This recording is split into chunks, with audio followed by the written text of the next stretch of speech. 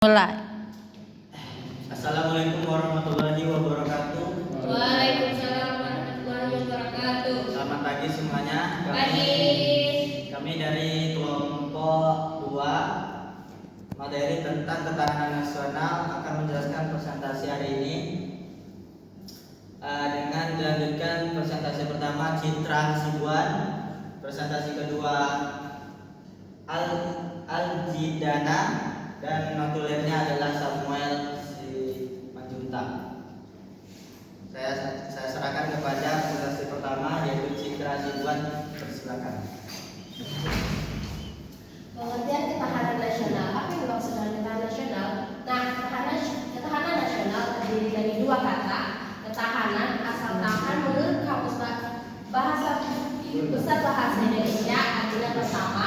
Ketahanan adalah keadaan yang kuat, keadaan yang tangguh dalam menghadapi situasi dan kondisi apapun yang terjadi.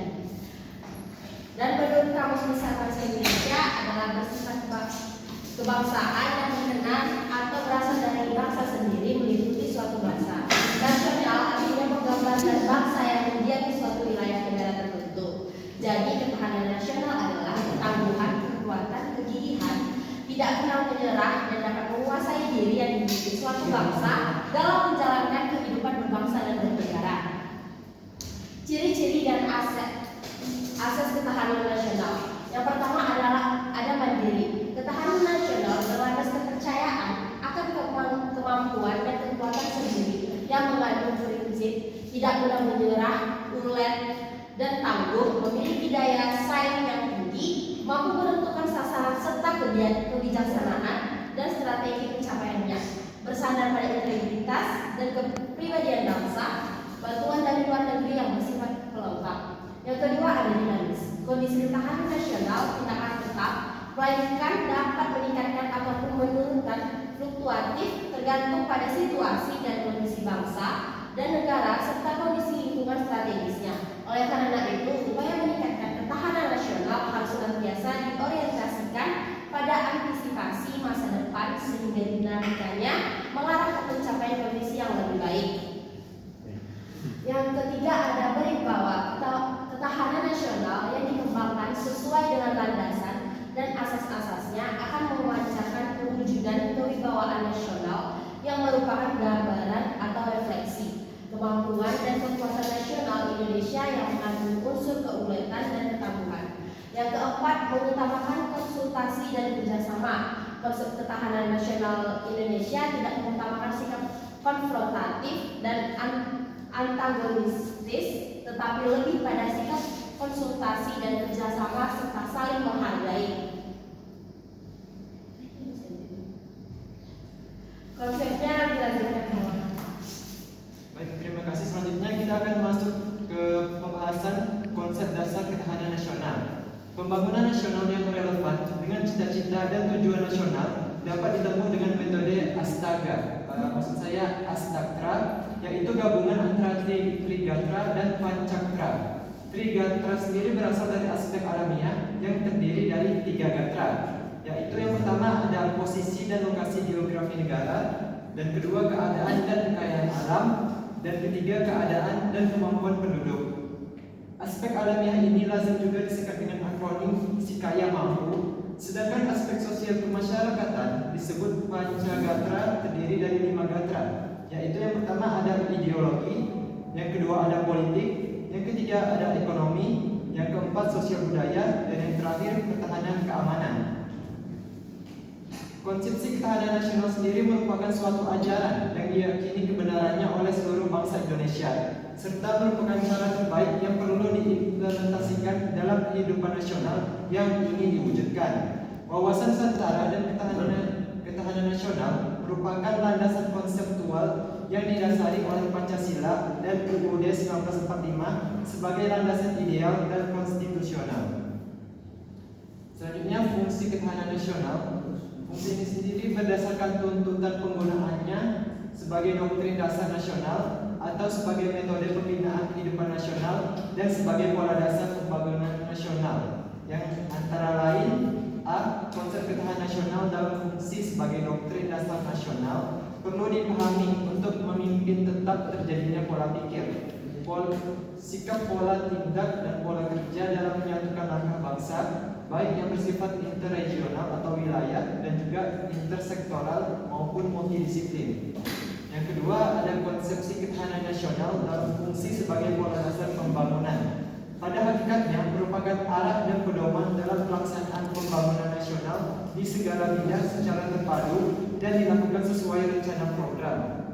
Dan yang ketiga, ada konsepsi ketahanan nasional dalam fungsi sebagai metode pembinaan kehidupan nasional, yang mana pada hakikatnya merupakan suatu metode integral yang mencakup seluruh aspek yang terdiri dari aspek alamiah dan aspek sosial. Kawan presentasi yang sudah dibicarakan oleh peserta pertama dan kedua. Berikutnya adalah sesi tanya jawab. Yang ingin bertanya dipersilakan.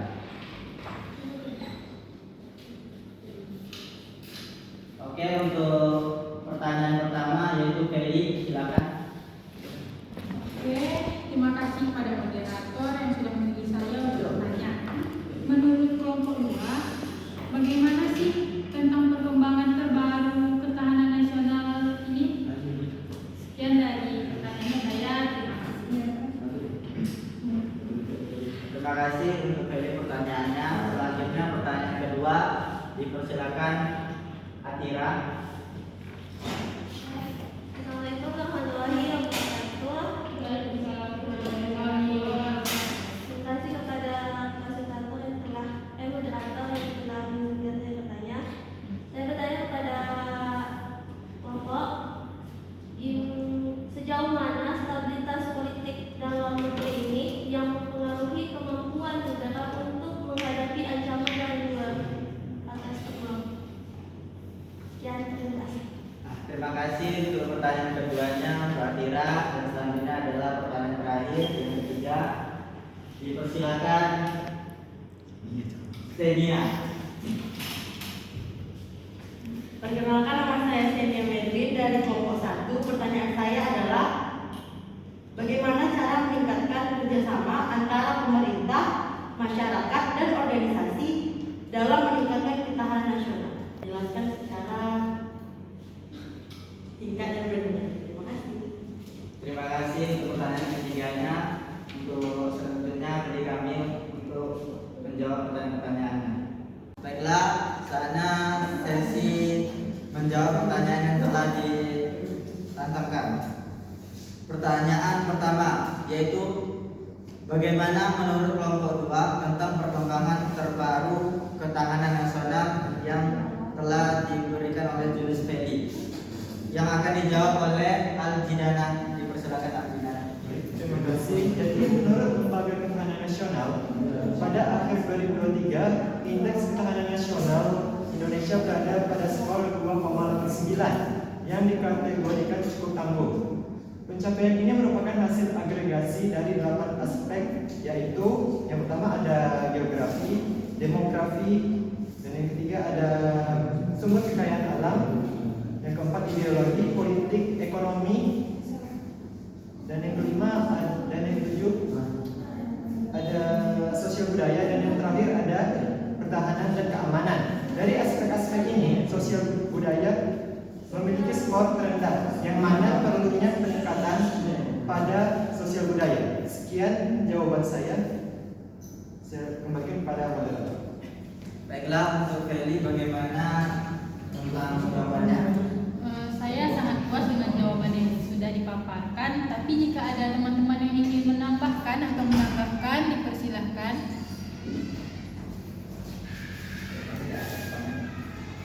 Jika tidak ada, saya kembalikan kepada moderator. Terima kasih untuk Feli rasa puasnya. Selanjutnya sesi tanya jawab soal nomor 2 dari Atira. Pertanyaan adalah, sejauh mana stabilitas politik dalam negeri mempengaruhi kemampuan negara untuk menghadapi ancaman eksternal? Yang akan dijawab oleh Citra. Dipersilakan Citra. Nah, stabilitas politik dalam negeri sangat mempengaruhi kemampuan suatu negara untuk menghadapi ancaman eksternal.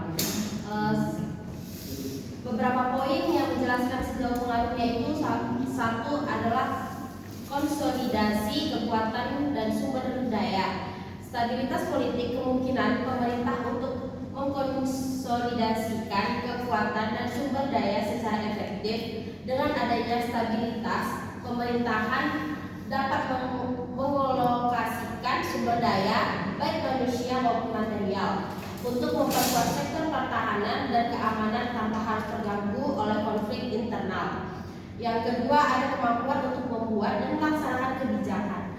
Stabilitas politik memungkinkan pembuatan dan pelaksanaan kebijakan yang efektif dan berkelanjutan. Kebijakan yang konsisten dan strategis dalam bidang pertahanan dan keamanan yang memerlukan lingkungan politik yang stabil agar dapat diimplementasikan dengan baik. Yang kelima, ada pengendali krisis. Salah. Nah, yang ketiga, ada pengendalian krisis. Stabilitas politik meningkatkan kemampuan pemerintah untuk mengendalikan dan merespon krisis dengan cepat dan efektif. Dalam situasi krisis ini, respon yang cepat dan terkoordinasi sangat penting untuk mengurangi dampak ancaman eksternal. Apakah Anda puas? Puas. Atau ada yang ingin menyanggah? Hamzah? Enggak, lanjut. Terima kasih untuk Atira rasa puasnya tentang jawabannya. Selanjutnya pertanyaan nomor 3 yang diberikan oleh Senia.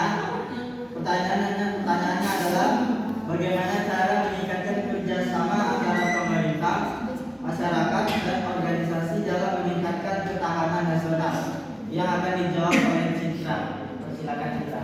Nah, ada beberapa cara untuk meningkatkan ketahanan nasional. 1. Konsultasi. Pemerintah, masyarakat, dan organisasi harus berdiskusi untuk mencapai tujuan yang sama dalam meningkatkan ketahanan nasional. Yang kedua, ada pengembangan infrastruktur. Pengembangan infrastruktur yang lebih baik dapat membantu meningkatkan kerjasama antara pemerintah, masyarakat, dan organisasi dengan memudahkan komunikasi dan koordinasi. Yang ketiga, ada pengembangan keterampilan. Pengembangan keterampilan masyarakat dalam industri kreatif dapat membantu meningkatkan kerjasama antara pemerintah, masyarakat, dan organisasi dengan meningkatkan kemampuan adaptasi dan respon terhadap perubahan. Nah, menurut Cynthia, apakah yang puas atau yang menyanggah? Terima kasih kepada kelompok 2 yang telah menjawab pertanyaan saya secara terperinci dan jelas. Saya menerima jawabannya. Terima kasih. Terima kasih Senia atas pertanyaannya. Baiklah teman-teman, saatnya adalah presentasi tentang kesimpulan yang akan dilakukan oleh Yuda Pratama dalam bahasa isyarat dan selanjutnya akan dibacakan oleh saya sendiri. Dipersilakan.